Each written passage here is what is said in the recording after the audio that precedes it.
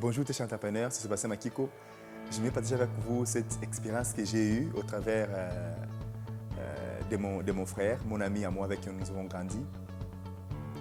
Nous avons fini les études ensemble et il avait cette passion de créer une entreprise et moi également. Moi j'ai créé mon entreprise, vous savez très bien, c'est Makiwood.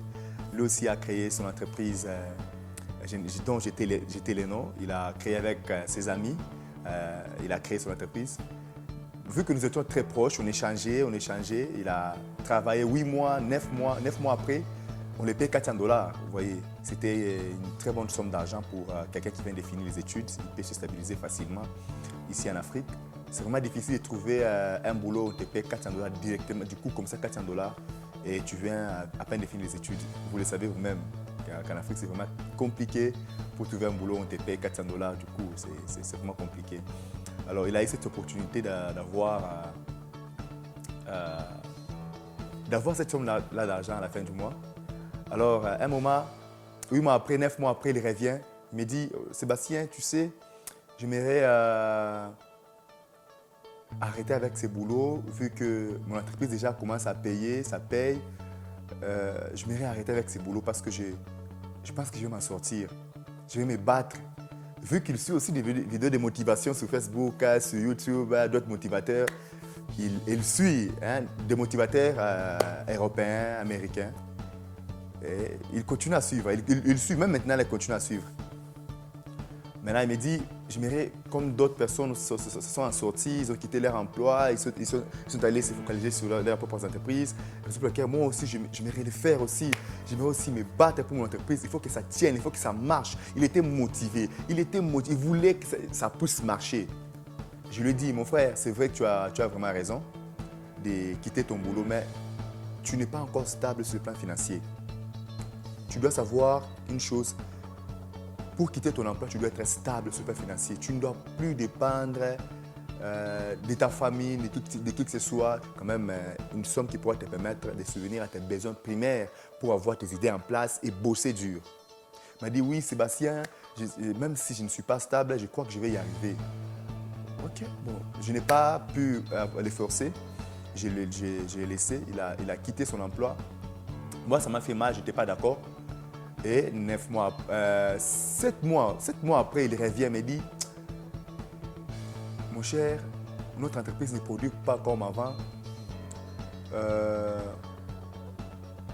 Les personnes avec qui nous avons signé les contrats, ils ont signé les contrats. Il y a pas mal que nous puissions encore continuer. Ça devient vraiment très difficile ces derniers temps.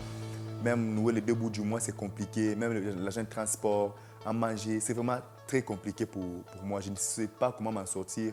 Je suis en train de trimer ces derniers temps. Je pensais que c'était vraiment un moment, ça va passer, mais ça continue. Je pense que j'ai besoin du boulot. Je dois rentrer chercher le boulot. Mais je lui pose la question, pourquoi tu veux encore revenir chercher le boulot? Oh, j'ai besoin de l'argent, je n'arrive pas à nouer les 2 bouts du mois, je n'arrive pas à m'en sortir parce que notre entreprise ne produit pas comme avant. Je voudrais vous signaler que son entreprise marchait très bien.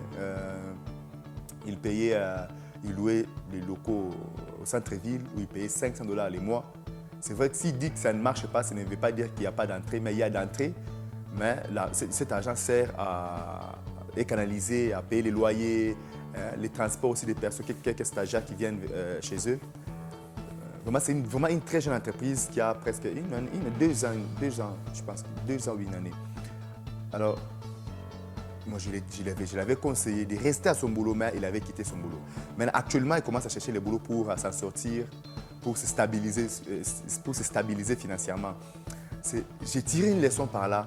J'ai voulu partager avec vous, très chers jeunes Africains, très chers jeunes entrepreneurs africains. Voilà, entrepreneurs africains. Pourquoi j'ai dit africains? Parce que la situation financière de notre continent n'est pas la même qu'en Europe, qu'aux États-Unis. Parce que si vous suivez d'autres motivateurs des États-Unis, de l'Europe, ils vous diront, il faut quitter ton emploi, il faut faire ça, il faut faire ça. Mais eux, leur niveau, ils ont déjà dépassé le niveau de manger, le niveau des besoins primaires. Ils ont déjà dépassé ce niveau-là. Ils se concentrent sur leur projet. Vous voyez. Alors pour nous en Afrique, c'est compliqué. Tu dois tenir compte des besoins primaires. Manger ou dormir. Tu prends soin de toi-même. Il n'y a personne qui viendrait te financer. Et c'est vraiment rare de financer des startups ici en Afrique. Vous voyez. C'est vraiment rare qu'on finance des startups ici en Afrique. Même vous le savez. Alors, Ne soyez pas pressé de quitter votre emploi sans pour autant être stable sur le plan financier. Rassurez-vous que vous êtes stable sur le plan financier. N'ayez pas la démangeaison là, des entrepreneurs où je suis entrepreneur, on doit sentir que j'ai mon entreprise, je dois être chef d'entreprise. Je n'en disconviens pas. Tout le monde a ses idées. Tout le monde veut être... disons, chaque entrepreneur veut réussir dans sa vie. Chaque entrepreneur veut aller de l'avant, mais ne soyez pas pressé. L'entrepreneuriat n'est pas une course, n'est pas une compétition. Si vous n'êtes pas stable, ne faites pas des choses comme si vous essayez, vous voyez, comme si vous essayez. Non, restez. Lorsque vous serez stable sur le plan financier, vous savez résoudre votre problème sur le plan, les problèmes primaires, donc les besoins primaires. Si vous arrivez à subvenir à ces besoins, vous pouvez quitter votre emploi facilement, vous voyez. Parce que ici en Afrique, c'est vraiment compliqué. C'est vraiment compliqué de les faire. Chers jeunes entrepreneurs africains, je nous encourage à ne pas tout gober, tout ce qu'on nous dit sur YouTube, sur Facebook. La réalité n'est pas la même. La réalité n'est pas la même. En tout cas, jaugez tout message, tout motivateur, toute motivation qui nous est annoncée sur Facebook, sur YouTube. Ne soyez pas pressés. Ne soyez pas pressés de prendre des décisions brusques. Tu quittes. Ah oui, je suis entrepreneur, je quitte. Non. Les choses se construisent. Les choses qui se construisent lentement aboutissent. Les choses qui se construisent lentement, en sûreté, aboutissent toujours. Alors, je vous aime. Suivez encore ma prochaine vidéo où je parlerai sur la chance et la grâce. Parce que ces deux mots compliquent beaucoup plus les gens. Je m'aurais éclairci là-dessus.